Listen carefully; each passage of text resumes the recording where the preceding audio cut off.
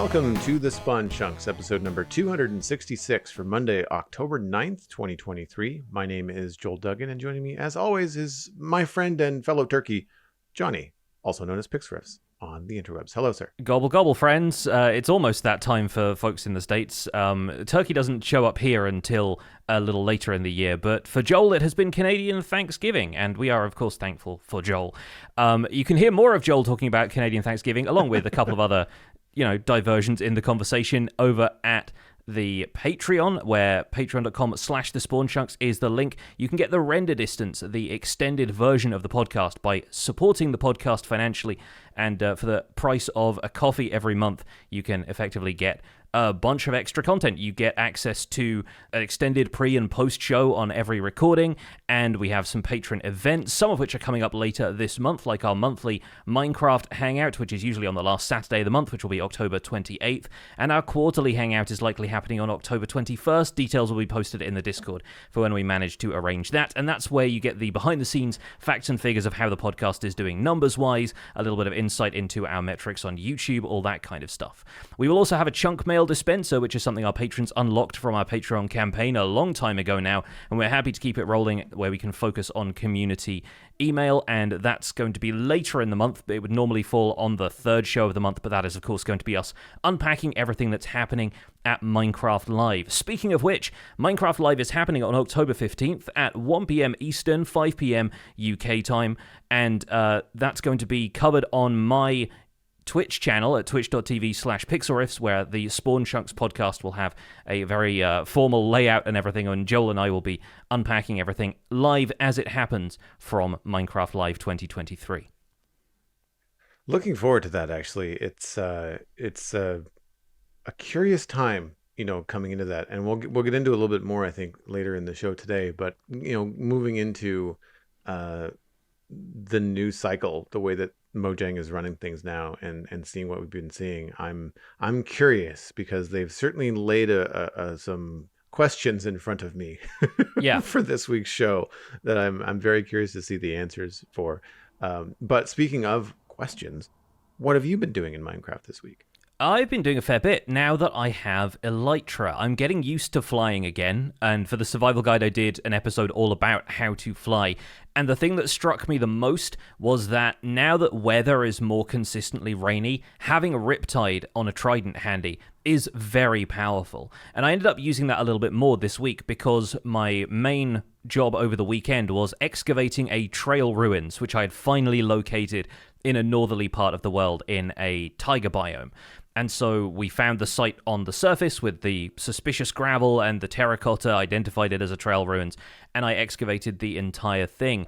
It was partly underwater, was the main problem with this, because the way that the terrain had generated, there was a river nearby, but there was also one of those sort of ravine aquifers that was bisecting that. And as I dive underwater, I can see, 3 or 4 of the trail ruin houses. Some of the gravel has already updated and fallen through the bottom of it, so whatever artifacts I might have had from that are now unfortunately gone. But there were plenty of more intact houses, and so I ended up just kind of excavating everything from the top down as much as I could, and then came back with sponges and a conduit and ended up explaining those concepts as well. But going to and fro from this area with fireworks took me about a minute and a half's worth of fly time, just a couple of fireworks over the top of the mountains. With Riptide, about 10 seconds. It's a maybe 1,500 block journey, something like that, and it's over in a split second with Riptide. And amazingly, the world can render in front of me that fast. It's when I'm thankful for having a decent PC, but man, it's so quick, and it's something I could rarely take advantage of before, because rain would always be reset by sleeping in a bed every night, and since they fixed that in 1.18 or whenever it was, the whole thing has been made a little bit more like it's a mixed bag, because you don't want it to be raining for the sake of videos or streams or whatever. Like, it always feels a little bit oppressive, and it always happens first thing after you sleep, and so you can't get rid of it for another 10 minutes. But the speed it gives you with Riptide is almost worth the trade-off for me. I don't think I have ever used Riptide.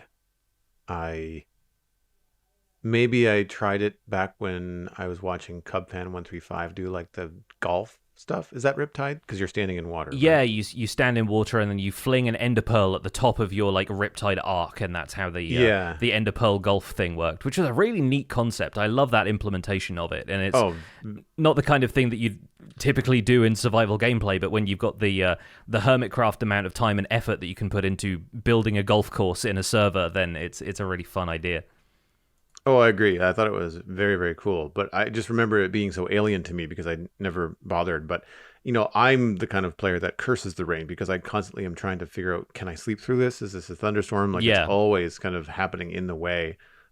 In some ways, it's kind of fun in that it adds that medieval mood to the Citadel and West Hill when I'm walking around. But when you're trying to see what you're doing and building something, specifically if you're outside and you want to see like, what this looks like in the sunshine and how green is, this and is it the right texture combo? Like I do find it a little bit distracting, but that's wild that you can move so fast with Riptide through the rain. And I think in a lot of ways, like players forget about that kind of stuff that, that kind of thing. I mean, like we're coming, 5 years ago? That was added to the game. Yeah. Yeah, So, I mean, like more or less as this podcast started was when we were getting tridents with Riptide, yeah. Yeah, that's how I remember it. And I think that, when features in the game start to get that kind of longevity, and the conversation around Minecraft is very often always thirsting for new features and what's happening next. I mean, it's one of the things that the show, pivots on.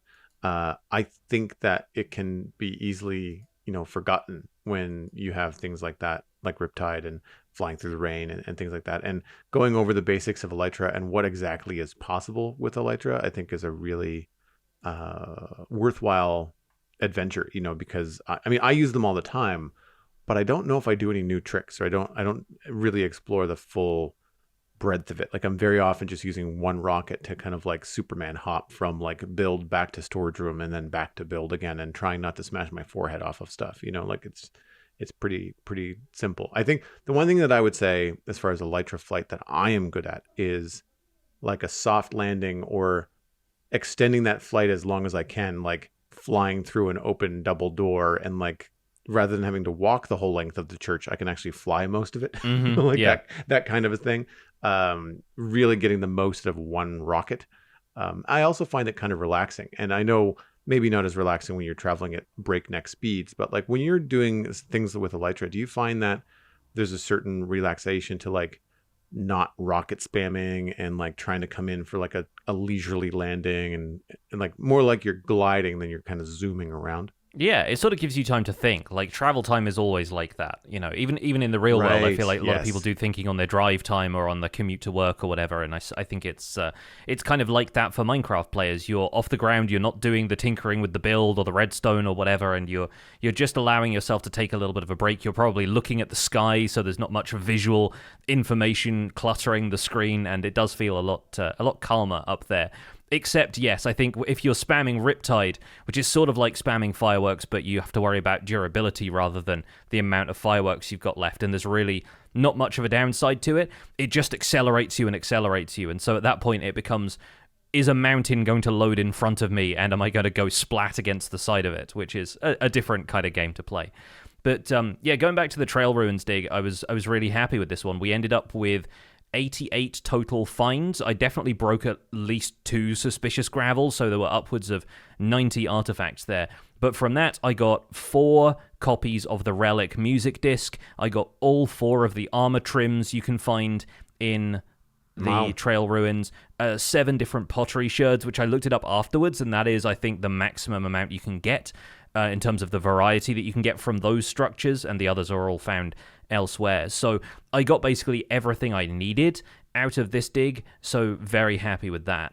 And I'm looking forward to finding another one in future and maybe trying a different approach to it, whether that's a different way of digging it out, or maybe I preserve this one in its current state but then restore the next one that I find and populate it with villagers, since there are already a few villager workstations in there.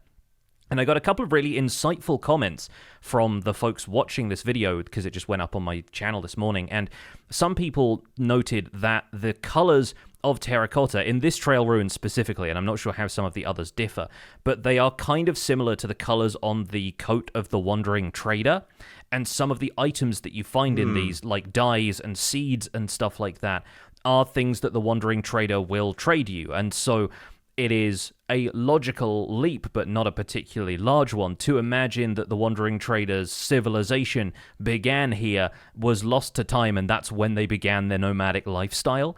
And I really like that as an interpretation of this. It's not one that I had previously considered, that the Wandering Trader might have been a static villager at one point, but then decided to take up the wandering lifestyle after this. So I really like that interpretation. That's a really cool idea, and I can see it like with the screenshots that you've shared in our live chat. Like, I can totally understand how that would be a visual parallel. Is this the first trail ruin that you've excavated since we hung out with Archaeoplays in Elraf? Yeah, this is the first one I've done solo, and the first one that I've done since that stream. And this one was very different structurally to the one that we encountered, in terms of the layout, in terms of the variety of houses that were there. There were still a couple of typical features, like I think that tower that appears in each of them has to be there because that's the part that breaches the surface and that you can see from outside, so you know that there's a structure there at all. But then there was a kind of an area that I thought of as like a kiln area, a lot of fired materials and mud bricks, and there's coal blocks nearby and stuff like that. But then the individual houses, or whatever you'd think of as houses, along the road part of it were different. They were different structures, and so it's really neat to see them having that sense of individuality, and they're so different from ruin to ruin that it makes me want to dig up more of them in my world and see how the others have changed. Yeah, and it sounds like they're absolutely worth it. Like, if you take the time to do it properly and you get 7 sherds, you've got the discs, you're able to get all those finds. Like, it's not just like a couple of things for all the effort, like 80 finds plus the valuable things for decoration that you pick out of them. Like, it sounds like it's well worth it, right? Yeah definitely. I mean, it's a lot of it is the kind of thing that you can craft yourself, but in terms of unique items, there were maybe 12 that I pulled out total. It's all 4 of the armor trims, the 4 music discs, and I mean, I guess the sherds on top of that probably makes it more like 15 items that like you can't get anywhere else. And so they're definitely worth getting if you are a collector, certainly. If you want to have one of every type of armor trim, then it's essential. But I do think, like, some people aren't going to have the patience for this kind of thing, and are going to go for more valuable rewards like diamonds and stuff that they can use to upgrade and improve their equipment. But I think once you've got that upgraded equipment, it's worth going to one of these and spending a few hours just uncovering it and seeing what's there. I'm moving on to the technical stuff this week, though. I'm building a mob farm later this week so that I can have more gunpowder, since I've already used about half the rockets I crafted after I got my elytra. I need more reasons to build structures as well. So I'm kind of looking through what I've done previously and kind of seeing where the inspiration falls in this world to decide what I'm going to build next. Well, I have been building outside of West Hill this week, continuing on with the East Road Graveyard that I finished the planning of, I think, the last time that we spoke. And I've moved on to start the final block selections and decorations and things on the inside. I haven't really ventured on the outside yet, but for the most part, the block palette and the style in which I want to do things has been sorted. I've got about 1/3 of the graveyard finished. The way that the path kind of cuts through the graveyard, it doesn't divide it in half. It's kind of divides it into like different chunks. And so I decided to just work on one, finish it all up, and then say, okay, well, that's the blueprint. I can now kind of copy paste, for the lack of a better way to say it, and do the rest of it. And so it'll be nice to have all the different placeholder cobblestone, gravestones moved or, updated to whatever I want them to be.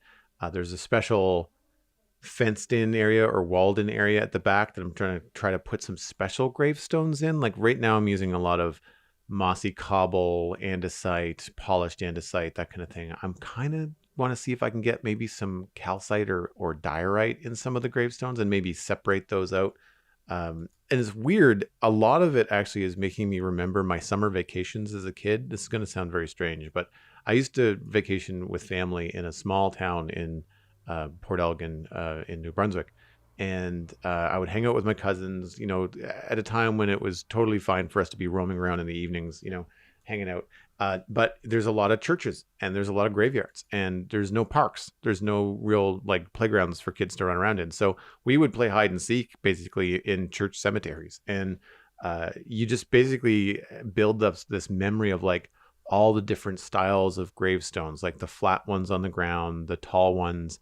A lot of time the churchyards would have like a fountain or some sort of little place where people could sit and reflect. And so I'm trying to incorporate those. So now, instead of just having a graveyard with a wall around it, there's like a fountain and there's like a place where people could light candles and place them down that I haven't finished yet, but I've got the idea for it. And there's like the functional part of it, like the groundskeeper shed that's going to be at the back. And then I've also got the crypt. And I decided, as we were discussing last week, to pull the trigger and start digging out underneath the graveyard. There's a staircase inside that crypt that goes down to a space that is going to have, I want to say, around 60 double chests. I'm not going to pack them like next to one another. I want to kind of pull inspiration from what you did and try to make it look like a crypt and have some double chests there that will be good for some overflow storage, good for some odds and ends, that kind of thing. Stuff I can put shulker boxes in to help kind of like keep the storage system alive. But I'm going to have to eventually remove my bulk storage system underneath the keep because I want to turn it into a mead distillery or some sort of wine cellar or something. And so I need a place to put all of that. And I didn't want it to be miles away. And so the graveyard is just outside the east gate. So it's actually a pretty convenient location. And so that's what I was working on. And I'm trying desperately not to go down the rabbit hole of like trying to make this crypt look really super fancy and decorated. Like I'm trying to keep it basic because it's not huge, but it's also like, it's not something you see, on a regular, well, you'll see it on my videos, but you're not going to see it if you're a guest or a server mate walking through the town. It's really not a showpiece. I want it to be cool looking, but I want it to be functional. So I'm kind of using it for like a little bit of practice. And like, I think we've all experienced those things when you either start a new world or you're on a new server and you want to get up and running and you need some functionality, but you don't want it to be ugly because you know that if you get it functioning and leave it ugly, you just tend to not update it. Like it just stays a functional room and it just always looks like you've carved out a cave and there's nothing happening.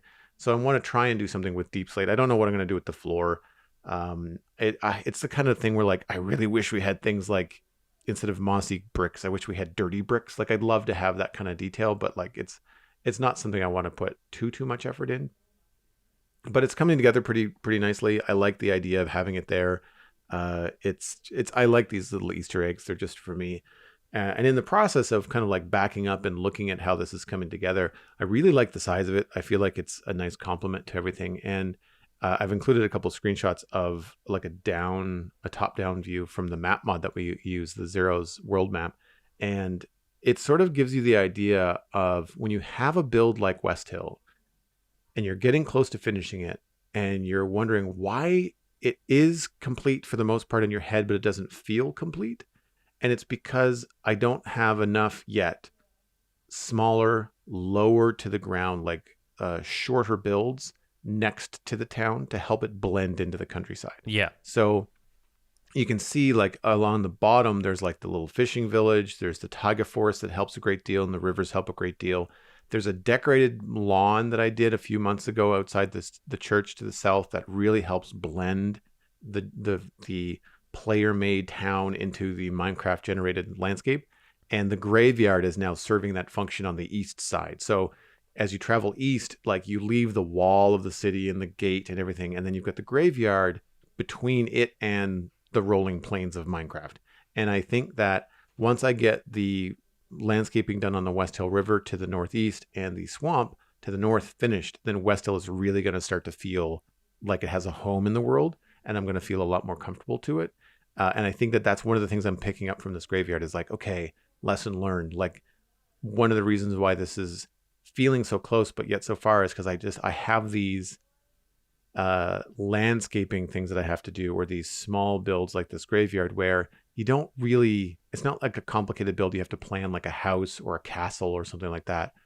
But a large swamp is just, it's a lot of trial and error. It's like you just have to roll up your sleeves, get in there with a decent amount of foliage blocks and dirt blocks and stuff, and just kind of start making it, and kind of like start at one end and just kind of keep on going. And it's relaxing. It's not overly challenging work. It is a little time consuming, but I think the reward at the end is like, it feels like your player made build starts to, I guess, transition from that into the natural Minecraft landscape. And it's challenging, but it's I should say, it's not, the work itself is not challenging. Coming up with what to put where is challenging. Like, it took me a long time to decide, I'm going to put a swamp at the front of this place. I had no idea for years, what was going to be in the front of this. So, but so far so good. Like, I like the way that it's all come together. It's about adding context, I think, at this point. It's kind of like, you'll know this as an illustrator, like if you design a main character kind of like front and center of the image that you really like, and something is missing from that, and it's the background. It's like the setting. Yes. There's like, you don't need to put as much detail into that as you have the front and center character, but it's all about adding the context that makes them stand out. And so I think that's the phase you're at with West Hill at this point, is just trying to figure out what's going to help it blend and what's going to give it life and history from an exterior perspective, which can be tricky, but it seems like you've got a good notion of how to pull that off. And the farm, the graveyard, that kind of stuff, like I think they almost look like little speech bubbles or something, the way they're kind of outlined from the top-down view, and it's like, here's what the town is saying, and it's saying graveyard right now, apparently. Well, and it's almost like giving certain districts, like it's almost like in the same way that within a town you'd have like the market, you'd have like where people live, you'd have like the business downtown, you'd have like maybe the spiritual area where there might be a chapel or church or some sort of, gathering space, like that kind of stuff. And it's the same thing when you start to get outside the town. Like, there's the graveyard, there's the farms, and then what kind of farm is it? Well, the one that's got a wall around it with all the yellow is the wheat farm, and then the one that's green is the potato farm. And it's like that kind of stuff. It starts to inform the viewer or the player what that space is used for. Mm-hmm. And that then, like you said, like adds the context is a great way to put it. Actually, it's perfectly way to illustrate it. Yeah. Moving on to the news this week, we have all 3 of the mobs for you that have been introduced by Mojang coming up for the Minecraft Live mob vote: the crab, the armadillo, and the penguin. Each mob has a video on YouTube that you can go and watch. We'll have links to all of these in our show notes, as well as a Minecraft.net article that explains what will happen with the mob if it is indeed voted into Minecraft. Starting with the crab has one gigantic claw, which it likes to wave around as it scuttles through its home in the mangrove swamp. If a player finds one of these giant claws, they can use it to place blocks farther away. The article and video both suggest crabs would be able to climb mangrove trees and hide among the vines. The armadillo calls the savanna biome its home, plodding serenely between the long grass, unless you surprise it. Just like a few of its real-world counterparts, the armadillo can roll into a blocky ball if startled. The armadillo also drops a special scoot, which can be used to craft wolf armor. You'll find the penguin in the Stony Shores biome, waddling around the beach, or swimming in the nearby ocean. The penguin is happy on both land and in the water, though it can be a little clumsy when walking. The penguin can help your boat travel faster. The mob vote opens at 1 p.m. Eastern Daylight Time on October 13th and closes at 1:15 p.m. Eastern Daylight Time on the 15th, which is the day of Minecraft Live. The winner will then be announced during Minecraft Live, which starts at 1 p.m. Eastern Time on October 15th. Surprisingly, we had a Minecraft Java Edition snapshot this week as well. This is Snapshot 23W40A. Once again, there'll be a link to the Minecraft.net article linked in our show notes. That was released on Wednesday, October 4th, and is the first snapshot for 1.20.3 on Java Edition. The snapshot contains improvements for shields, changes to chat component serialization, and bug fixes. The major change: when a player is blocking with a shield, the arm with the shield now follows the direction the player is looking at when viewed from a third-person perspective. The bug fix related to that is that shields do not block damage while the player was facing straight up. That's now been fixed, so you can now block damage coming from above you. Some additional bug fixes in 23W40A include nether portal teleportation being inaccurate at large coordinate values, mending incorrectly calculating overflow after a full repair, and clocks and compasses in item display entities not showing the correct time or direction. There are a few other bug fixes and technical changes, which also include the data pack version now being 19, and a few minor changes to chat component serialization. If you need more details about the technical changes and the full list of bugs, those can be found at the Minecraft.net changelog that's linked in our show notes. So I'm not sure about you, but I was a little surprised to see a snapshot this week. Yeah, I was. It seems like, this is the impression that I get, and I may be wrong about this, but the team is now large enough that they don't all have to drop everything when there's a Minecraft Live coming up, right? Like, you would assume in previous years that the development team has been a tight-knit enough group that all of their effort is going into what's next, what's the update, how can we present the update in the most concise way that the community is going to be excited about. Whereas now you have a bunch of people who are dedicated to bug fixes, minor updates, the kind of stuff that we're getting in these dot releases for the major updates, which means that everyone who is working on new concepts can be getting excited about their Minecraft Live stuff while the remainder of the team is still plugging away at the technical side of 1.20.3 now. And I think that, it's worth noting that this is the first Minecraft Live that we've come up to after they've introduced the minor updates. And yeah, you forget that, with Minecraft Live, they're going to be announcing what's happening in 1.21. And that is many months away. We don't know how many, but many usually. And so it comes to reason that there's going to be at least one, if not maybe two dot releases for 1.20. Like we're obviously going to see a .3. We could see a .4, or maybe even a .5 between now and whenever 1.21 comes out. That may even include stuff like the experimental villager changes if they decide that those are going to be ready in time for that kind of thing. Yeah, so a couple of small changes like this, a couple of gameplay quality of life changes, balancing tweaks, that kind of stuff seems likely, especially if they are building up towards reinforcing certain things, like shoring up certain mechanics of the game ahead of whatever they have in mind for 1.21. I am not someone that uses a shield all that often. I think the specialized case that I would use it is where my thoughts go with the news about the changes to the shield, and that's in an End City raid. And I'm wondering if the shield changes will make End City raids a little easier for people that find them either intimidating or hard to execute. I'm not sure about that because I haven't tested out the snapshot, but it feels like a positive change, in terms of the blocking ability of the shield. Yeah, I think accuracy when it comes to that stuff, because it's easy for you to look up while holding a shield in-game, but then still take damage and wonder why on earth that's happening. I think it's nice to get some consistency in the behavior there, and I'm somebody who uses a shield all the time. I carry a shield basically whenever I don't have anything more important in my offhand. And so, yeah, I'm used to using shields constantly, and I think that's a good change. Now, if only it didn't take up half the screen when I was using Riptide. That's my major wish list. Even with the lower shield resource pack that I use from Vanilla Tweaks, I still end up with Riptide kind of covering half the screen with a shield whenever I use it in first person. But yeah, being able to block at more angles is welcome. The fact that it renders that way when you're seeing it in third person is going to make for some fun, visual. It's fairly obvious on multiplayer servers when you're looking at somebody which direction they're facing. Could even use it to gesture at certain things if you wanted to, I suppose.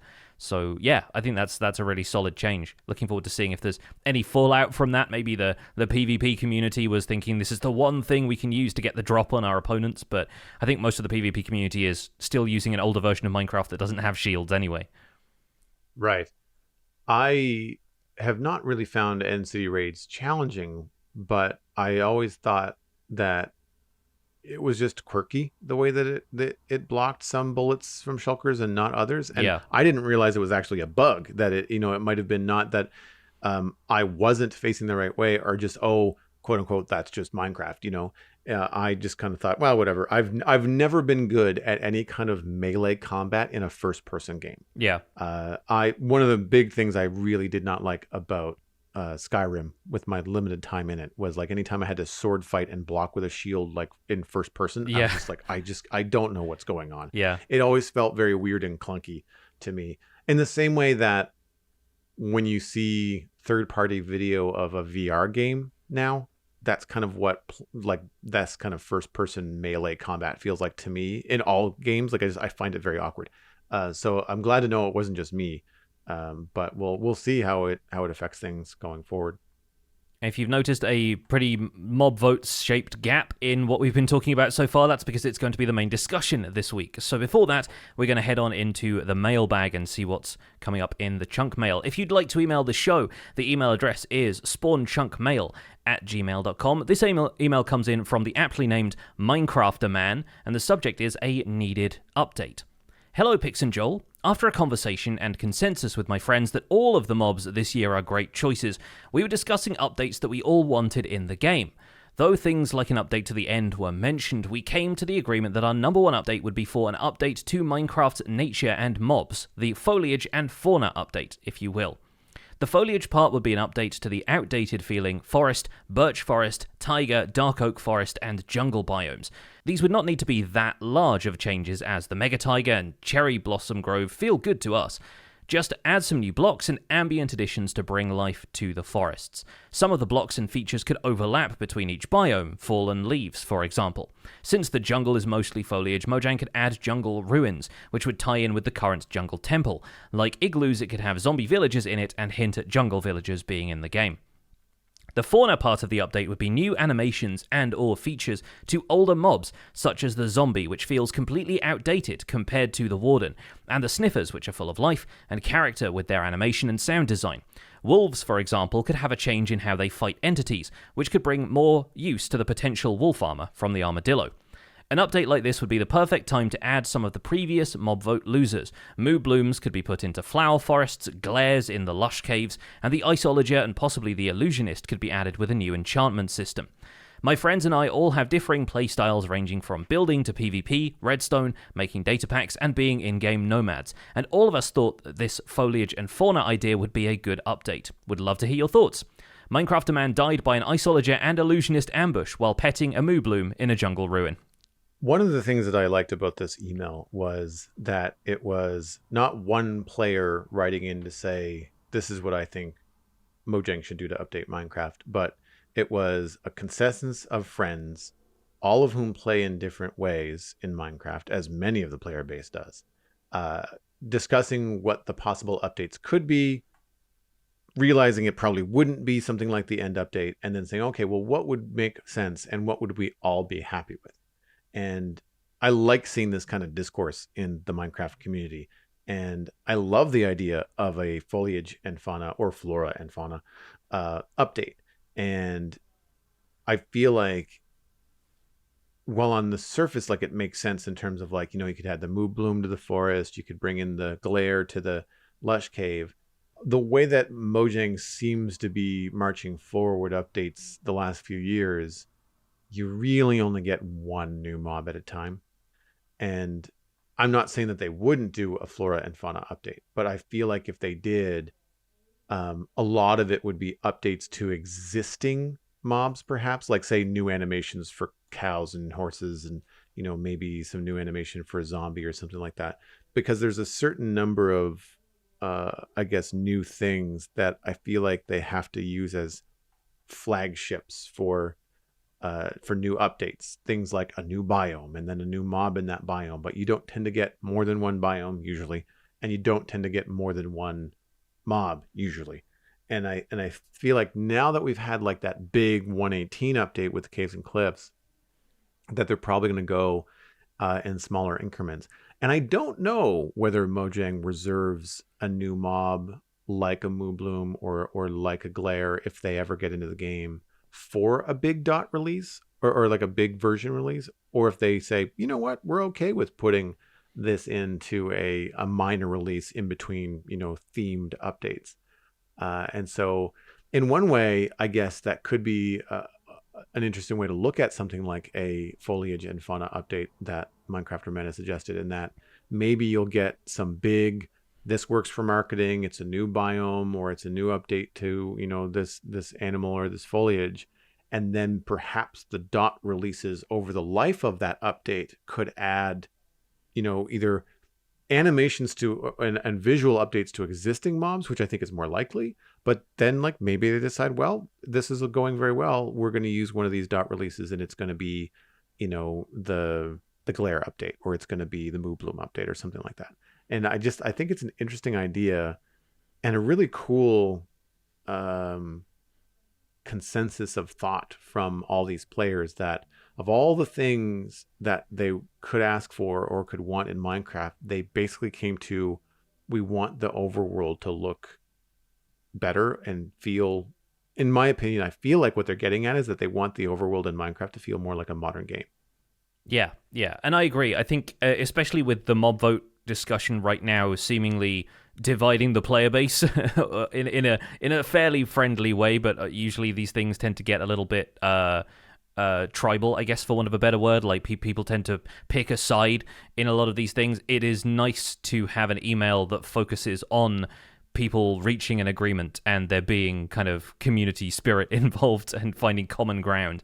But yeah, I think there's some interesting aspects to this. I think one facet of this, to play devil's advocate on ideas like this, is that a lot of the Minecraft player base is going to be looking for new features. And I think one of the issues that you run into with revision of older features is that it is harder to point to a feature of an update and say that was the new thing that came around this time.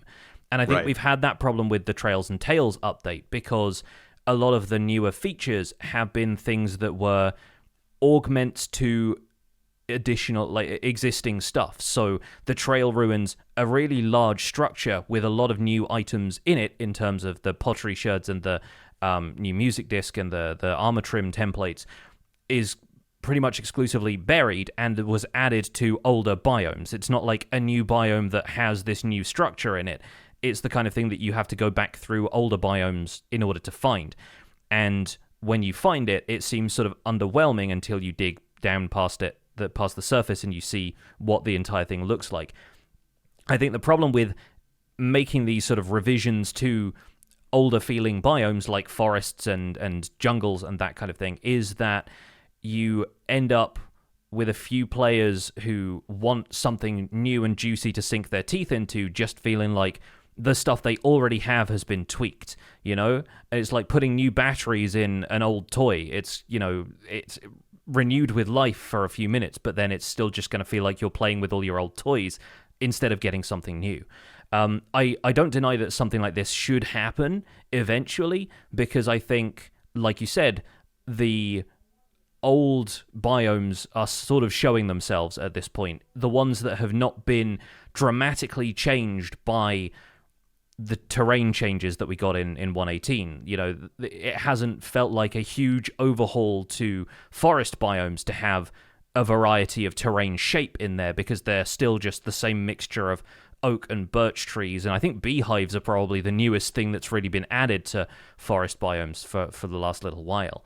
And so I think eventually stuff like that should start to roll around. But whether it needs to be the focus of an update or whether it's just something that can trickle in slowly over time as they add new features, I think Mojang's approach is going to be a little bit of both. It's going to be something for the old and something for the new, in the case of stuff like Trails and Tales, where we saw that creeping in. Even the Wild update, I think, started out with the swamp revision idea, but then had to break that out into an entire new biome once they realized that mangrove trees really felt like they had their own character, and there was the opportunity to add mud blocks and a few other things. So I think that's really where Mojang seems to stand on this, is that why revise a lot of things in a small way when you can get one big revision and it feels like something new for the players who want something to grab onto.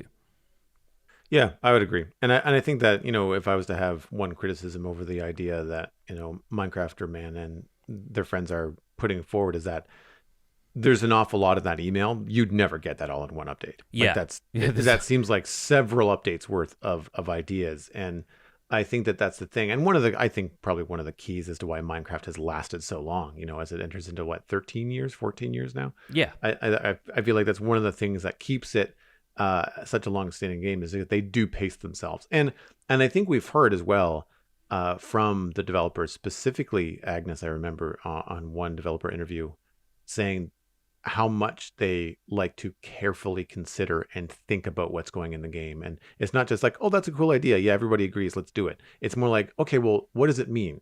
What could we do to this idea in Minecraft to make it like a big deal? Like, how does this really add value to the game? They ask hard questions of themselves, I think, when they add new stuff, and I think that's one of the reasons that Minecraft is so successful. Yeah, when you have a long-term strategy like that, you start to think, well, this is a marathon, not a sprint, and throwing in all of these features right up top is potentially going to cheapen them, and you end up with the wanting to one-up yourself with future updates, and that just leads to you burning out with the amount of effort you have to put into something, much as the community is grousing right now over the fact that we can't have all 3 mobs of the mob vote added to the game at once, because they all seem like good ideas and good ambience for the biomes they're going to be introduced to and all of that kind of thing. They take a craftsperson's approach to this and making sure the experience is shaped to the point where there are very few rough edges. So this obviously naturally brings us into our discussion about the 2023 mob vote. You've heard our predictions. We were absolutely wrong, or at least I was. I will own up to being wrong about that, because I was expecting fantasy creatures, another golem, a bit more of a repeat of the stuff that we've had in the last couple of years. And then Jeb says cute animals, and I'm like, well, what does cute animals really mean? Like, anything in Minecraft could, in theory, be an animal as long as it's not like an automaton like the golems are. And then they came out and released 3 cute real-world animals, and we went, well, that's our opinions out the window. Now, enjoy our opinions about the 3 mobs they have announced for the 2023 mob vote. Do you want to give us your general thoughts up top, Joel? What do you think about the additions that they have proposed? So generally speaking, and this is going to be a little bit of a devil's advocate approach, I'm not overly excited about them. That doesn't mean I don't like them. I'm just saying I'm not really blown away. But I think that kind of goes to your comment from last week, where you're just like, they save the big explosions, the big time stuff for the major, releases that are controlled by Mojang. They don't want the players voting on something that's going to be game changing, right? And I think that that's true of these mobs as they've come, through. I do feel like compared to last year, and maybe because the mobs last year were so wild and weird, that we have a lot less information to go on this time around. Like you get one little factoid about the mob, and then you're asked to vote on it. And unfortunately, because players like us, and I think a lot of players in the game, are excited about these things and they want to know more, you're left with a lot of questions. I mean, like, well, that's cool, but how does it work? Or how would that be implemented? Or like, what does that mean? And then you're asked to vote on your favorite without all the information. And I always find that a little bit frustrating about the mob vote. I'm assuming that the mob vote continues on year after year because it's a good engagement tool, and it gets people to watch Minecraft live. It gets people to participate. It gets people to think about the update. And I'm sure it's a great marketing tool. I don't know how practical it is in terms of getting a mob in that, that really deserves it. But at the same time, we've also seen things like, the idea of a frog, in Minecraft, that, as you mentioned earlier, spins out into an entire, biome, and they have to separate things, and then they end up with different variants of frogs that we didn't expect. Like, there's all kinds of stuff like that we don't know. And so in that light, in a positive light, depending on which of these mobs is your favorite, there might be variants. There could be different things that spool out of it that we are just not anticipating. And as we've seen recently with the new experimental village trading updates and features that are in the snapshots, I mean, as this mob, whichever one is chosen, gets developed over the course of time, we may see opportunity for player feedback, in terms of how it functions, and whether or not, it's coming together the way that players envisioned, even though it was the one that got voted in. So we'll see. I always find it curious how this stuff rolls together.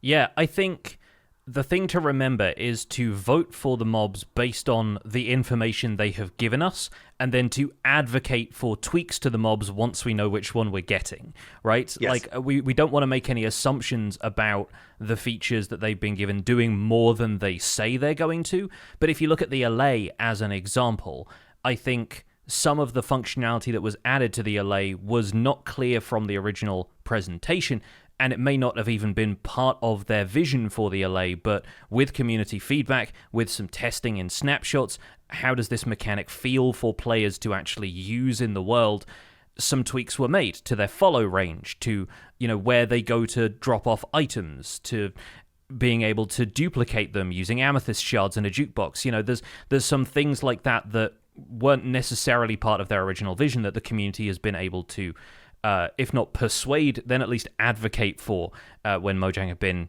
workshopping the mob once they've made it. Because the other thing to remember is that none of these mobs actually exist yet. And I think this is my answer really to the why don't we add all three of them argument, is that they are not asking for us to be given three things and then have two of them taken away. We are voting for which one of these ideas do we add to the scope of this update and actually develop into a real feature. It's like, there are definitely people out there who can mock up these ideas ahead of time, but obviously these ideas have been through several iterations before they even make it to the cute animated feature where they're each introduced. So let's go through the three of them, starting, I think, with the crab, since it was the first one we knew about. Personally, I like the design of the crab. I like the functionality that the crab claw is going to add for players. I have no idea how the two are connected. I mean, obviously the crab is connected to the claw and is going to drop the claw somehow. It's unclear how, but I presume it's kind of like a goat horn. Maybe the crab jumps down from a tree onto a hard block like stone instead of the soft mud of the mangrove swamp, and the claw breaks off, and then players find the claw according to the video, instead of killing the crab to get the claw or shearing the crab to cut its claw off or something equally brutal.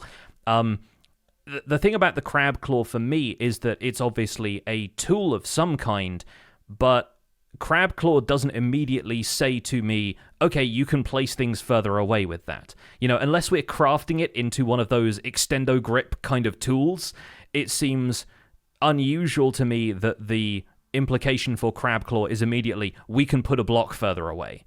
And if we can put a block further away with a crab claw, why can't we grab stuff from further away? That seems like the kind of functionality I would expect from a claw, is something that helps me pick stuff up rather than stuff that helps me put stuff down.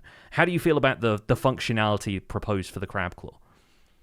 Well, that's what grabbed my attention for the crab.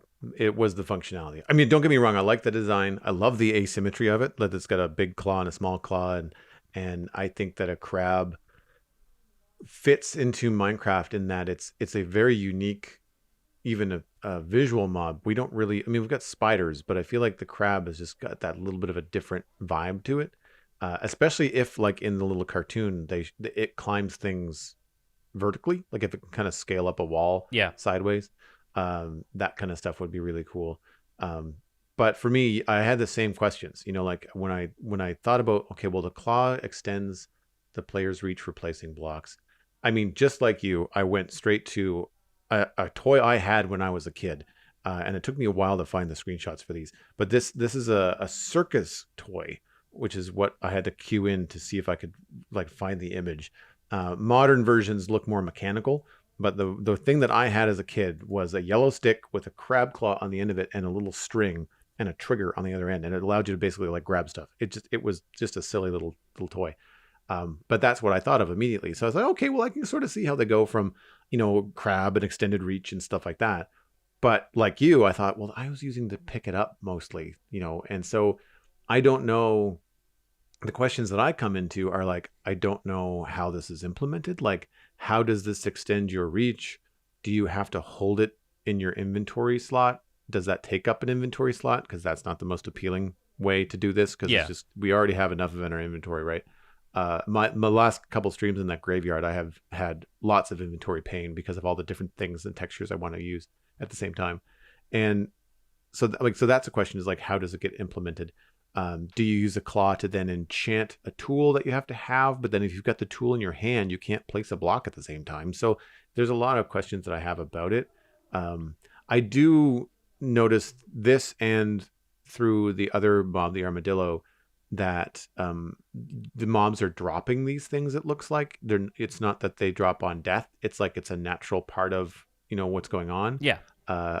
We saw that with turtles, and they drop their scoots when they grow up. Crabs molt, and when they grow, crabs can also just lose a limb and grow it back. So like maybe the crab gets startled and drops a claw and runs away, and then just eventually it'll grow back. I don't know, in Minecraft. So I think that's neat. So if you wanted to, like, if it's a consumable thing, like, say, what if you have to make a potion with it and drink it, and then you have longer reach for a limited amount of time? Is 8 minutes long enough? If that's the time limit on it. And I feel like if it is a consumable, while that would be a pain in the butt, it would also foster ideas like, well, now I want to make a crab farm. Can I breed crabs? Can I, in the same way that we have sniffer farms where they roam around a pasture and they sniff up seeds that you can collect and then do your ancient flowers with, could players do that with crabs? Where, like, if they wanted several crab claws, if they just kind of had a little crab farm, the crabs would be happy. They walk around, they do their thing, and every once in a while they drop a claw, and then you pick it up, and then you have several. It does, open up some cool ideas, but I guess it depends on, is that amount of effort worth it for a player that wants to just be able to reach a few extra blocks? Yeah, and I think there's a couple of mechanical issues with it. And first of all, like, to address what you just said, I think a lot of the mobs that they add that are real-world animals have this pattern now of not needing to kill them in order to acquire the stuff. Like, it's kind of like a bit more understanding of, stewardship of the natural environment and not killing stuff unnecessarily, not feeling that sort of blasé about the lives of animals around you. Obviously, the educational stuff for kids doesn't really need to be stated any more than we already have. But yeah, I like the idea of farming them to get hold of this thing, because I presume it's going to be a tool and not some kind of passive effect or buff for either having one in your inventory or turning it into a potion. Because if it increased your placement range without you holding it, then it would also have to allow you to break blocks or attack at an increased range, because what you can place blocks against is indicated by that wireframe that you see around the block that you're looking at. And if you can't see the wireframe, then you can't place a block there, but you also can't break that block. And if you can see a wireframe, it feels weird and unintuitive to not let you break a block from that far away, but allow you to place a block against it from that far away. And so having it as a holdable tool mitigates that. But with that in mind, if it is something you hold, how do you know which blocks you are using with the crab claw? Do you have to load it up with blocks first? In which case, do you need to open your inventory and add a stack to it manually every time you want to switch blocks? I feel like using pick block in that case would be a good idea if they have a unique pick block behavior that allows you to load up the crab claw with a block you're looking at instead of just swapping it out for the blocks from your inventory. The other option is using the offhand, whether you're like holding the crab claw in your offhand and the blocks you want to place in your main hand and they operate in tandem, or alternatively you hold the crab claw in your main hand and the blocks in your offhand. But that's not currently possible for Bedrock Edition players, and so whether or not the usage of the crab claw encourages them to implement the offhand in a more robust way for Bedrock players is another potential knock-on effect of the crab claw being added. And this is one of the reasons why this can't all be done overnight. You know what I mean? Like, you can't develop something like this in a day, because you have to consider the mechanical implications across multiple platforms. How does this feel for mobile players to use? That kind of thing. And I'm not sure how much internal prototyping they do on any of these ideas, or if they just throw the idea out there, worry about how they're going to implement it later, maybe have some sort of basic ideas, but see what the community thinks. But I'm curious how this crab claw would feel to use, because if it doesn't feel good and it takes up, as you said, another inventory slot, I can imagine builders just ignoring it in favor of just scaffolding slightly closer to the thing they want to build, right? The kind of stuff that the shortcuts that we already take to make sure that we can, build an arch around a doorway that's just like 1 block high. You just pillar up a block. How convenient is it going to be to use this crab claw just to reach that little bit further? Then again, if you look back to our discussions about when they changed the reach on crouching, you were excited and I was very excited about just being able to place an additional block further downward. Like if you're building a wall from the top down, and you're just kind of like moving along and adding 3 blocks as you go in that kind of pattern that you do when you're building a large wall of a single block of material. Imagine being able to place 4 blocks as you go, and how much that speeds up the process. So there are definite advantages to this. It's just how well it is implemented and how intuitive it feels to use, how convenient it feels, is going to make or break that as a feature. The crab design completely aside, I think the functionality of the claw is going to be the most contentious thing if it ends up getting added. And I think that's one of the things that's preventing this from being the out-and-out winner for me, is that I don't know how the crab claw is going to change any other aspects of gameplay. And it's impossible to know that until they start implementing it, which they clearly haven't yet. And there's a few things that I try to, and this is all pure speculation, looking into the text that they have in the article and some of the things that they have in the different videos as we'll go through these different mobs. But one thing that they mentioned was, just like its real world counterparts, the crab is important to the mangrove swamp ecosystem, which is why you can find it hiding between the vines of its mud-tastic biome. And so I don't know if that's just simply a reference to tell the player where you can find the crabs, and you might have to look around to grab them. They're not necessarily going to be on the ground. They could be up into the roots and up into the vines of a mangrove swamp. But, if the crab gets in, one of the features that it could have that we don't know about yet could be something to do with a new feature in the mangrove swamp because of integration into the ecosystem. I don't know what that could be, but it has some potential to add more to the mangrove swamp and not just be a crab with a claw that has something to do with the player. And so I'm hoping to hear, this is why I want to hear more about, I'd like to hear more about that kind of stuff to see whether it inches its way up or down in my list of what I might be voting for. Crabs in real life come in all kinds of different types and colors. And, we have questions about whether or not the claw could allow players to break blocks as well as place blocks. Well, maybe there could be a different crab for that. When I think of a crab, I'm not sure about you, but I think of a red crab on the beach is basically, or an orange crab on the beach. It's kind of where my cartoon brain goes immediately. So I was surprised when they said crab and it was blue, with an orange and yellow claw. But I think that's great because it goes outside of what players expect. But, beaches, the beach biomes in Minecraft could use a little love. Frozen oceans also. Having different types of crabs in the same way that we have different types of frogs in the game could be fun.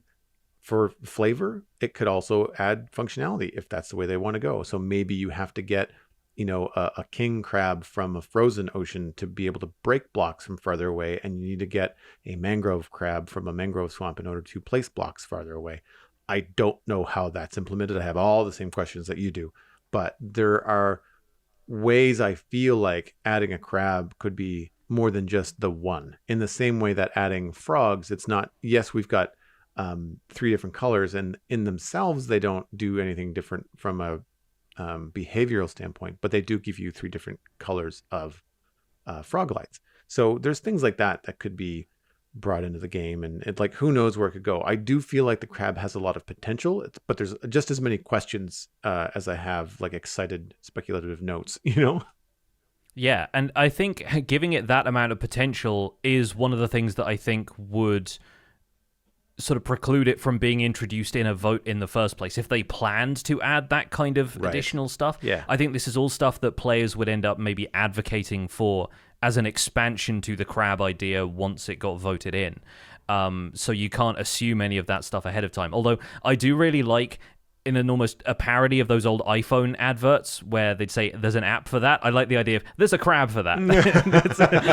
It's got good branding potential. I like that.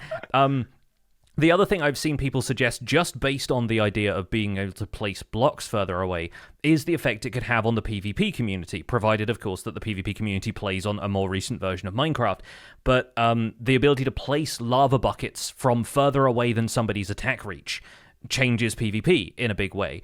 Being able to build a wall in front of somebody before they get to you from further away. There's a few things like that maybe in a niche community is really going to shake up gameplay if it is added. And there's excitement in the potential of that, I think, for me, when it comes to the crab. So Yeah, I'm on the fence about the crab functionality wise, but I agree with you. I think it sounds like something that has a lot of potential. Let's move on to the armadillo. This is the one that will add life to savannas, curls up into a ball, drops a scute in a similar way to what the turtle does, and that would allow the player to craft armor for wolves.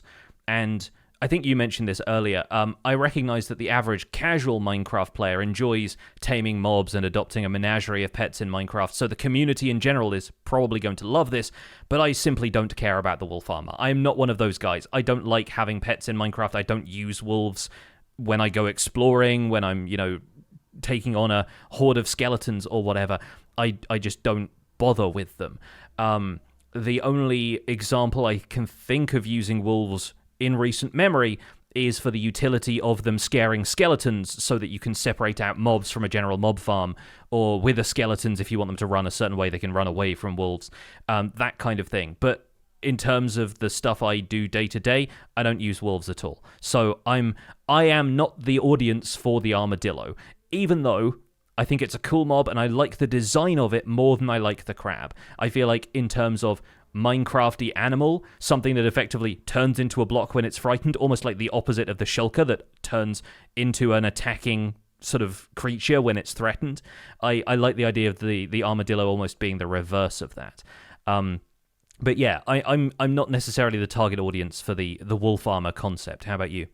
I fall in the same camp. I don't really see the appeal of wolf armor. I feel like this is a tailor-made feature for people that put sweaters on their dogs, that match their own. This is the thing.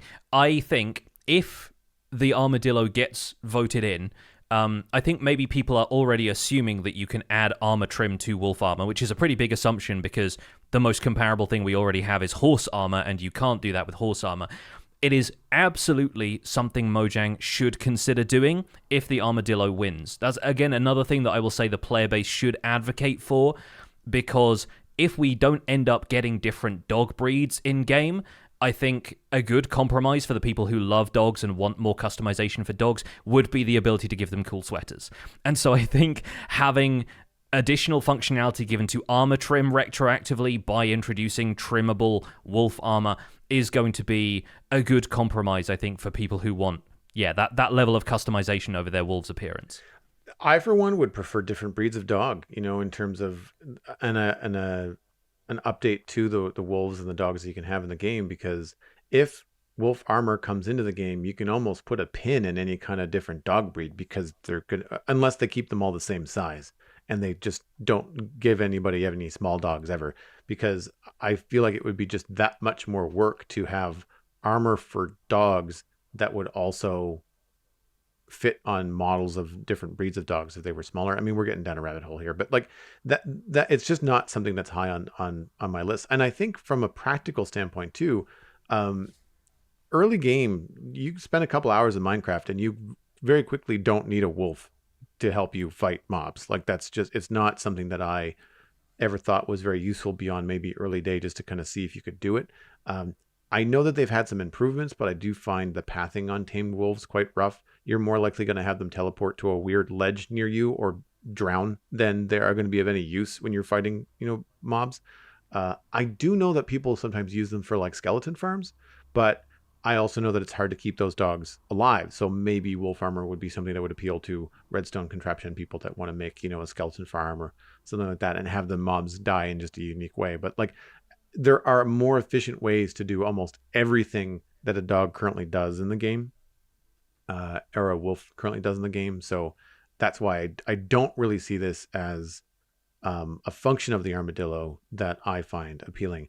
I think, as you do, the design of the armadillo is appealing. I think adding a unique animal to the savanna will certainly help the biome feel more alive, more unique. Yes. Yeah. I feel like there's a little bit of confusion in the function with dropping a scoot.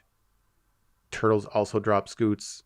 I guess they'll have to differentiate the scoots somehow. I guess they'll just be called armadillo scoots and turtle scoots. But like I know that the turtle scoots are used to make armor. You used to make a turtle helmet. So like they have like a kind of a crossover there, but it does seem a little bit samey from stuff that we already have in the game.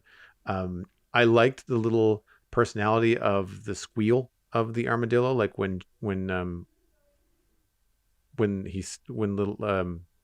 mini Jens Tiny Jens. Tiny Jens, yeah. Tiny Jens, yeah. When Tiny Jens startles it and it kind of squeaks. And then you mentioned the shulker box. I just kind of see this like endless loop of like the shulker box grumble shooting a bullet and then the armadillo squealing and hiding and then rinse and repeat. You know, like if you got them next to each other. They become a good double act, don't they? Yeah. Little comedy routine between the two. Yeah, armadillo dubstep. Like it could be cute in that way. The cartoonist in me, and this is where, you know, I go off the rails. There's a really unique opportunity if they want to go this way with the armadillo.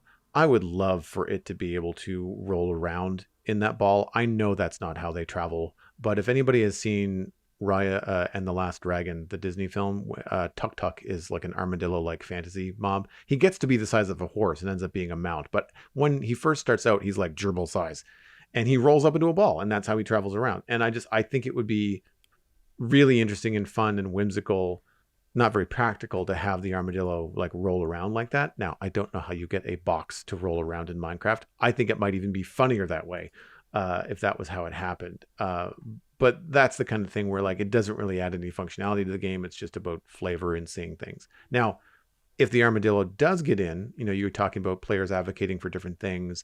If that is the thing that players find the most appealing, would that or could that lead to, well, if we're going to be updating the armadillo in the taiga biome, does that also mean that they would then update the taiga biome?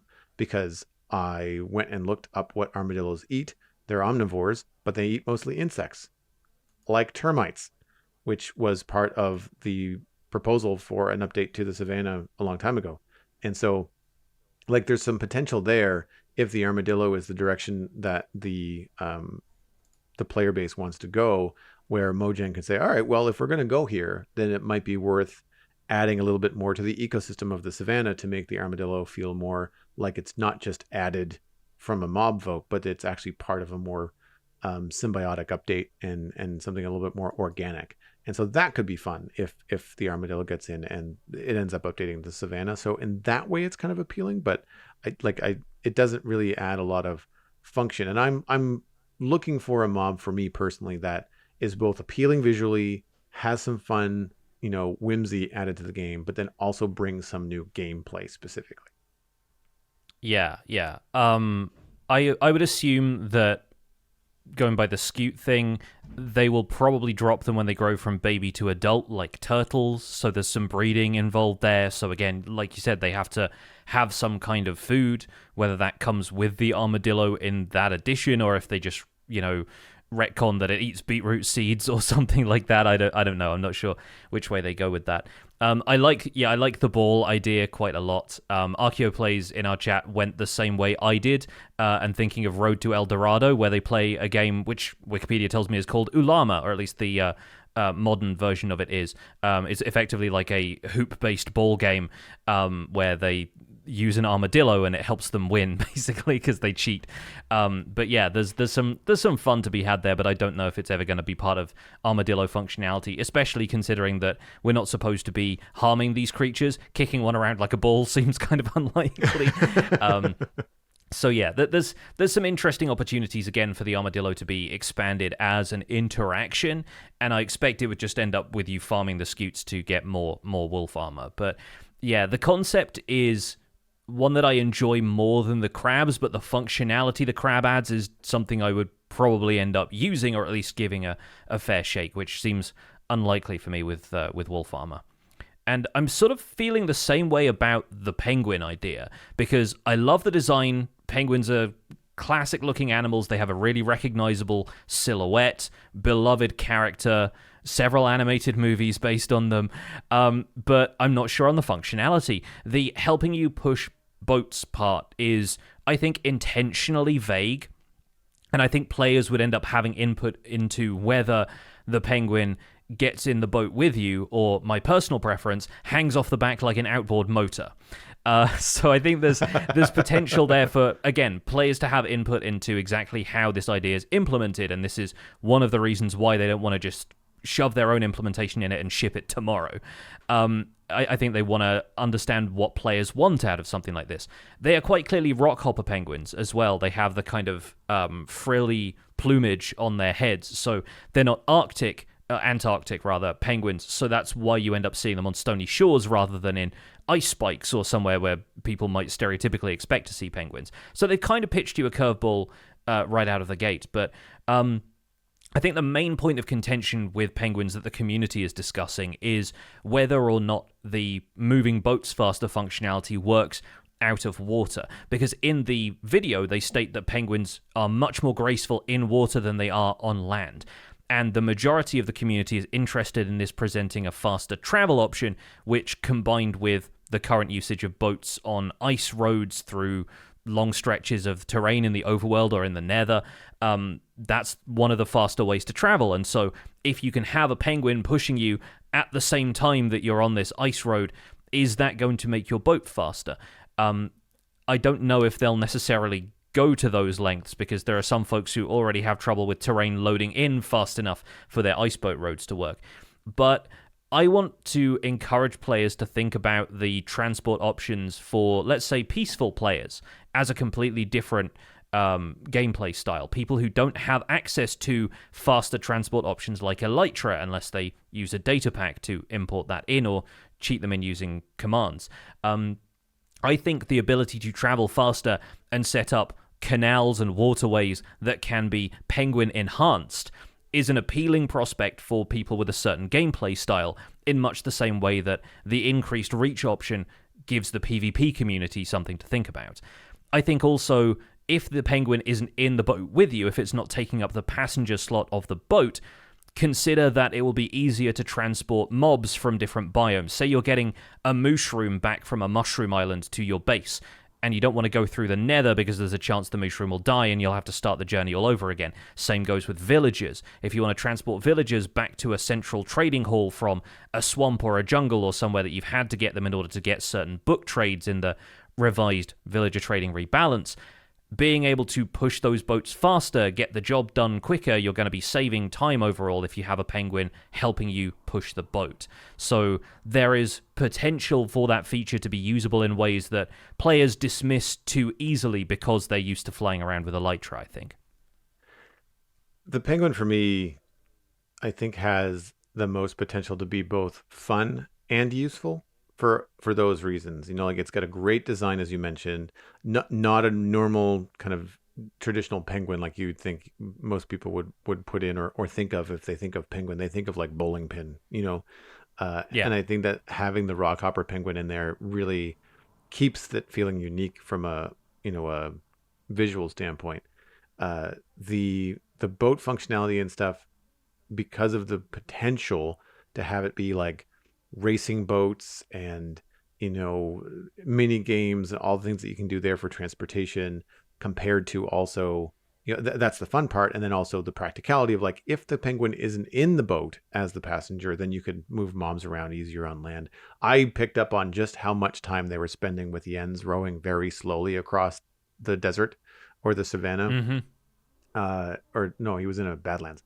Like, that kind of stuff really made me think of, like, okay, well, like, that could mean that the penguin on land could help the player move the boat faster. But then, like, in order to have that be practical and something worth doing, putting a penguin in the boat has no appeal, because if that takes up the passenger slot, then, well, that's just, I mean, who cares? There's much faster ways to get around. So I think there could be some inventive ways that, again, this is my cartoonist brain thinking, like, if the penguin sat on your head like it's in a crow's nest while you're in the boat, like, you become the mast, and it then somehow enhances your speed of navigation just because it can see farther because it's higher, and that's how you move faster on land. I mean, that's funny, whimsical, cute, and also gives you a cargo space in the boat, you know, to put your chest or to put your, you know, your villager or your other mob to move around. So I feel like it does kind of do the best part of marrying what I think are the three things: functionality, fun, and appeal, like cuteness. The one thing that I think is concerning with all three cute animals, I think Armadillo and Penguin being cute wouldn't really call crab cute. But I feel like there are a section of players that none of this matters. They're just going to vote the one for the animal that they think is the cutest, right? Sure, yeah. Like, if I can't think of another cute animal that isn't already in Minecraft, like stereotypical, like, puppy, kitten, bunny, like that kind of stuff. But if the crab was replaced with something else that was really adorable, then I think functionality would matter less, and people are just going to go, I'm going to say penguin just because that's probably what people are going to find the cutest. And it's just going to be like, oh, penguins are my favorite animals. I don't care what it does. I just want a penguin to look at in Minecraft, right?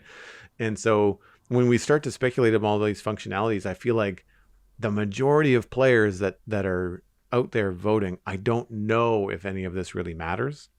And that's why I go back to like my earlier comment about the mob vote being more of a marketing thing for Minecraft Live and less of an actual, I guess at this stage, to your point, at this stage, for me, it's a marketing thing. It's only after the mob is selected that then we get into the player feedback and the advocacy for different features and really finding out, okay, well, this got voted in because it's cute, but what can we do with it now? And I think that that's an important thought to keep in the back of everyone's mind, in that it's not going to be interesting before the vote. It's going to get interesting after the vote. Yeah, I honestly think functionality is still going to be a lot of the community's concern. Like, you look at the LA vote, for example. I think that year the glare was probably the cutest. It was effectively a grumpy lettuce. It was definitely cuter than the copper golem, even though the copper golem's like, it's a little guy. And then the LA, I guess, like, maybe has the kind of fairy appeal for people who are into that sort of aesthetic, but I don't think the LA was necessarily the cutest, and it won out because of the potential the functionality had, and people advocating for that side of things. I think the sniffer was the cutest option last year, but I also think the rascal and the tough golem didn't have enough functionality to make them more appealing than the sniffer. And I think this year we're sort of left with the same issue, where aesthetics is going to matter more because the functionality doesn't seem to make it really game-changing or like anything that has a huge amount of depth. I think the most depth comes from the crab claw idea, but not necessarily the way the crab claw would function. Whereas with the LA, it was like, hey, something that picks up items and carries them to you and finds more items of the same type. That's a mechanic we've never really seen before. Whereas we've seen a mechanic of reaching further, like people mod stuff like that in all the time and frequently don't use them, or people are just able to get closer to the thing that they're building. And I think people have seen inventory assistance mods and that kind of stuff enough to know what kind of functionality is going to improve their life and what isn't. And so I'm on the fence about this, and I honestly think if people just vote for the cutest mob, then that's at least a compelling reason for them to vote. Because, like you said at the beginning, I'm not super compelled by any one of these. There isn't an obvious answer for me. I did make the joke in our Discord, is it too late to repackage these as golems so that a golem can win? Can there be a claw golem, a terracotta golem, and a speedboat golem? But honestly, I'm tentatively on Team Crab. Because it feels like it's the most impactful on the game, mechanically speaking. And I think about this in a long-term mob vote as design brief kind of look at the situation, where, like, if Mojang sees players voting for something because it helps mechanically with block placement reach, perhaps they consider finding ways to augment other aspects of building with future additions, because it's clear that's something that the player base would like. On the flip side of that, of course, they've given the player base who likes building one thing, so maybe they focus on other aspects of the game because they feel like those players have been appeased. So it's not necessarily a foolproof idea, but I do wonder if maybe Mojang takes some of their cues from the idea of, well, we've seen that the players consistently vote for the type of mob that adds functionality to the game, that adds certain behaviors to the game, that adds something that appeals to a broad range of play styles. Let's focus on stuff like that for future editions.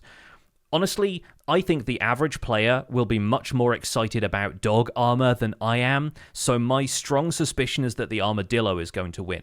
Not even necessarily because people like the Armadillo, but because people love their dogs so much. And I'd be fine with that too. I still enjoy the designs of the Armadillo and the Penguin, and as we've discussed, I think they have their own merits as mobs, but I'm expecting that the Armadillo is going to have a strong popular vote. They're not necessarily like, I hate to say it this way, but like the thinking man's choice. I say that in huge sarcasm quotes. But I think they are the kind of thing that if people want that sort of stuff in game, I've certainly seen people advocating for the idea of dog armor before this idea ever came along. And I haven't seen that many people say, hey, you know what would really change the game for me? If we could reach one block further when placing blocks. So I do think that the Armadillo has a strong contingent that could see it win out in future. We did take a little reaction poll at the beginning of this Discord call where we record the podcast with our community listening in. And the Crab wins with 13 votes to the Armadillo's 9 and the Penguin's 7, but that's still relatively close. And that may just be that our community is focused on a variety of gameplay, more technical stuff, more builders, and they feel like that's a functionality that represents them. But who's to say what the broader community thinks? For me, the Crab is also my number one, but I wouldn't be upset at all if the Penguin won. Like, I'm not really married to either. I think that they're both interesting. They both could add some whimsy and interesting things to the game. For the same reason that you think the Crab is number one, I think also the Crab for me would be the most interesting and broad-reaching addition in some of the fallout that could happen afterwards in terms of what it might trickle down and affect other systems in the game. And I put the Armadillo at the bottom, not because I don't think the Armadillo is cute. I just don't think that the functionality that it adds is really appealing to me. As far as the cute thing goes, I want to be specific in saying I think that only applies to this year. I wasn't thinking cute at all last year, but I think, again, I'm glad that you brought up the comparison to the Rascal, the Allay, the Sniffer, and the other stuff. Was it the Copper Golem and the? It was Tough Golem, Sniffer, Rascal. Right, that was last year. Right. Yeah. So, but we had more information about those three than we do these three, the new ones. The Sniffer, they gave you quite a lot of information about what it was going to do. The type of plant that arrived was pretty was a surprise, but the fact that it was going to give it an ancient seed and that it was going to give you something new that you could harvest and plant stuff, I feel like they gave us a lot more information. I felt that the Sniffer won, not just because it was an appealing mob, but because it also offered the most clear kind of functionality and the expectations would be met. I don't see that in any of the mobs this year, so that's why I'm just kind of like, well, like they're all okay, and so if they all get in, or if not all get in, but if any one of them gets in, rather, I'm not going to be like, boo, like bad decision. Like it's fine, it's all fine. And I think that that's kind of why this year for me is just a little bit less exciting than previous years. I don't think it's so much that we have less information, it's just that there is less information to convey about these mobs because their functionality all seems to be fairly streamlined. I think, honestly, they're not doing anything as complex with these mobs as having it work like the Sniffer does. They're existing mobs, they're natural world mobs. I think something is said about each of them by the fact that they already exist, so players have preconceived notions about liking a penguin already, They don't have to do a hard sell on the penguin. People already love penguins. So I do, and crabs are obviously like internet meme happy, and, armadillos have a fair few kind of, cultural touchstones reference points to them, so we went through a couple of them already. So I do think there's room for players to already be attached to those without them having to promise a ton of stuff along with each mob. But either way, it'll be interesting to see which way things go for the community vote. That's going to be happening at Minecraft Live, and you can vote through the Minecraft launcher, a Bedrock Minecraft server that will be open for the duration of the vote, and through Minecraft.net logged in with your user profile. So make sure to cast those votes. It's happening from the 13th to the 15th, and as long as you vote within that range, we'll get the results at Minecraft Live, and we'll get to see what goes on there.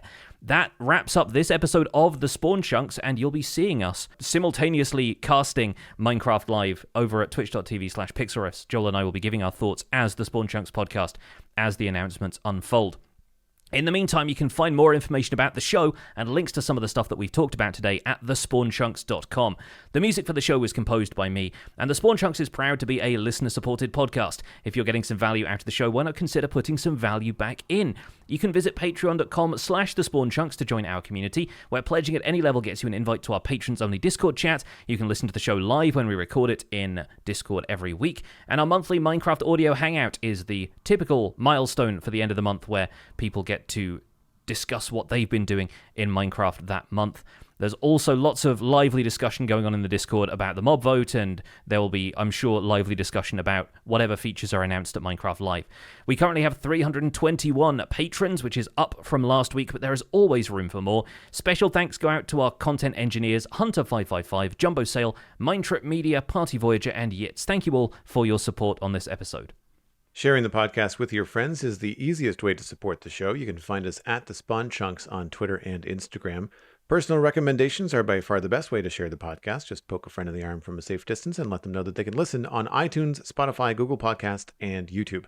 Be sure to leave a rating and a review on your favorite platform. You can email the show at spawnchunkmail@gmail.com. The RSS feed is linked on the spawnchunks.com, and the patron-only RSS feed is on the Patreon page. That's where you can listen to the render distance, the extended version of the podcast. My name is Jonny, but online I go by Pixel Riffs. You can find most of what I do at youtube.com/pixelriffs, where the Minecraft Survival Guide is currently in its 3rd season. I also stream 3 days a week on Twitch, where I do behind-the-scenes work for the YouTube series. That's where you'll be finding the Minecraft live stream as well. I'm also the voice of the unofficial Hermitcraft recap, which you can find through a quick YouTube search. And aside from that, I'm at Pixel Riffs on both Twitter and Instagram. Joel, where can people find you online? Links to everything that I'm doing online can be found at joelduggan.com, including the Citadel Cafe, my other podcast about sci-fi and fantasy entertainment. I'm Joel Duggan on social media and Joel Duggan on Twitch, where I stream Thursday through Sunday, building the Citadel Minecraft server most of the time, and live Lego on Fridays, working my way through the UCS X-Wing Starfighter. It's coming together quite quickly. It's very fun. Thanks for visiting The Spawn Chunks. The world outside is infinite. Get to the polls!